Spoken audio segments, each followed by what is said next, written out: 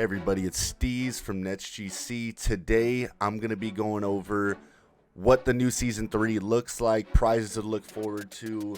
So let's get right into it. Usually around level 39, they've been giving you the extra badge point, which is really huge for your player. And if you finish Season 1 and Season 2, you're able to add an extra badge point to a certain section. So let's say you're a defensive-minded player, then you throw that into the defense and rebounding category. If you're a guard, you could also throw it into your shooting or playmaking, and that's great. So for Season 3, they decided to take that away. 39, I guess now you get a Santa costume. But for level 40 now, we have something different, which is our new feature. It's the core badges pattern. Now, for those of you that don't know what's going on, like I said, usually in the past seasons, you get to just apply an extra badge point. Today, though, with the new season coming out, what they've done is with this new core badge pattern, they've made it to where instead of being able to usually have one finishing, one shooting, one playmaking, and one defensive rebounding core badge, you're able to make a pattern to where, let's say you want to have one finishing, two playmaking, and then one defensive rebounding. You can do that now. Or let's say you want to change up and go one finishing, one playmaking, two defensives. You can do that. And so what's huge about that now is obviously for me being a power forward, let's say I guard pick and roll and I shoot out the corner, I don't necessarily need a core badge cord at the playmaking section. So that makes it for me, now I can core two badges within my defensive rebounding. And let's say I have both of those being 7 badge points. Now it's only gonna it's pretty much going to give me damn near 14 new badge points in my defense and rebounding section. So right here, for instance, let's go down to my Rebound Chaser. This is what I have cored right now. So once I cored that gave me my 6. It gives you your 7 to 6 badge points back, and then you put it into something else. So I believe I threw mine into like interceptor and then another one on the anchor. But now imagine if my anchor costs 6 to 7 points as well, and I get a core of that now, and then I get another 67 free badge points because I have now my anchor and my Rebound Chaser both cored, and then let's say I put it into, I could throw it on Pogo Stick if I really wanted to, Chase Down Artist, you could boost your clamps up a little bit more, whatever it might be, but that's basically how it's working now once you hit level 40 this year. Same as if you wanted to throw more into shooting. So I only get the max to silver on this, but let's say this was more of a shooting guard build. I would be able to core catch and shoot, core limitless range if I wanted to use my 2 into the shooting section, and then throw both of those into Deadeye or Blinders or even Agent 3 if I'm a guard. So a lot of cool things coming with that. We're going to see a different sort of mix, and we're going to figure out what the meta is going to be and what people might think. Like I said, it's a little different if you're a power forward or center compared to a guard, but it works both ways. Like if you're a guard, you're going to need playmaking and shooting, whereas if you're a power forward or center, you're going to need to throw that pattern more into your defense and rebounding. I'm going to give you guys a quick update too in this video, just about if there's anything I would change going into Season 3 with what core badges or just badges in general that I would like to put on with the new updates and everything going into 2K23. So if you're still guarding pick and roll, whether it's with your power forward or center, you're going to want your Rebound Chaser, either gold or Hall of Fame, whatever you can get yours to. For me, I get mine to gold, so that's what mine's going to be like. Also, anchor, I feel like this is what gets a lot of stops in the paint. This is what gets a lot of those balls to bounce off the rim, like when you're standing under them hands up. And so I would leave these two. If I could have my anchor on Hall of Fame, I would. That would be awesome, but I can't. I can only get it on gold. I still like Workhorse. The only thing is I'm seeing a lot of people, a lot of defensive players, when they get stops, or let's say they get a glove animation where they make the point guard put down the ball, I'm not seeing the defenders pick up the ball as much. I'm actually seeing the point guard be able to grab his drop pass or drop ball way sooner, and I don't know if that's because of their badges that they have, but it could be. So I don't know if I would have Workhorse as high anymore. I might throw this back down to like silver or gold, but yeah, not sure how I feel. I still like Menace, and I like the combo with Challenger because I still feel like that's how you get your crazy contests.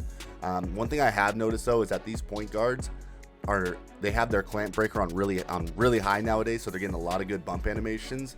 So if I was to remake this build, I would love to have at least silver clamps. So that's just a preference. If you do, great. I would say throw more badges into this. I used to think that bronze clamps was enough, but it seems like with clamp breaker nowadays, you're going to need this a little bit higher.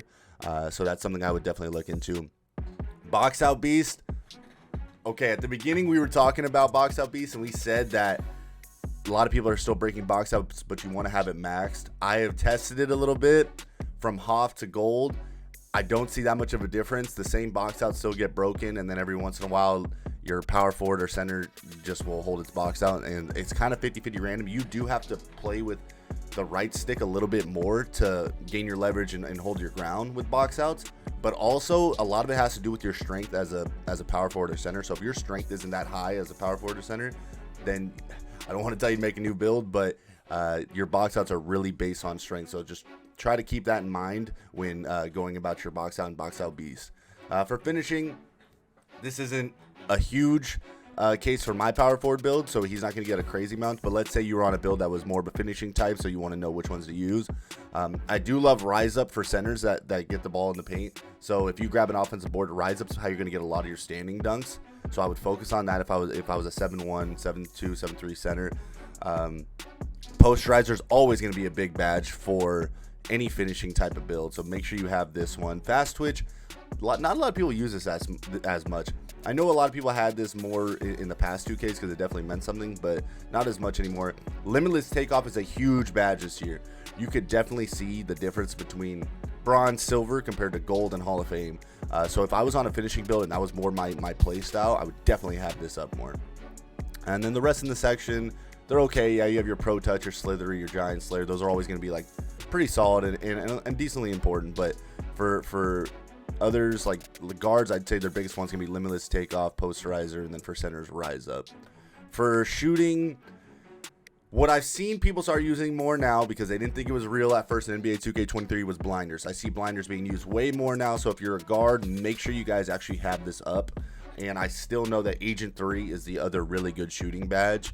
I think also something that goes very underrated in the shooting section is your amp. I have mine on silver, just because with the adrenaline boost nowadays in 2K23, it's always good to still be able to shoot. So if you're a guard, I would definitely have that on gold if I could for you guys.